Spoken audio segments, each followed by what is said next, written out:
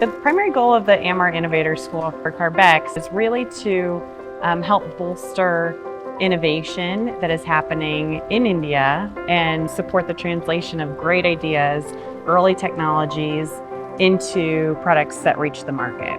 So we've kind of broken out the lecture format with active learning opportunities that kind of illustrate the points and get people to apply what they've learned to the projects that they're working on. Although we are used to the idea of risk assessment, we don't think about product risk very much. So the idea of building all of these things early, the kind of things that you need to think about, the kind of things you need to write out, to know what those are and to have those components really broken out for us.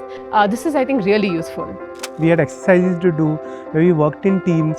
We created target product profile and then subsequently worked on PRD, MRD. These kind of things help us to think way ahead in time what will be my requirements, not just in terms of the R&D, that is usually what we focus on more, but also in terms of market entry, what all kinds of budgets I need to do, who would be my different stakeholders for procurement, the end users. That was very a good learning experience.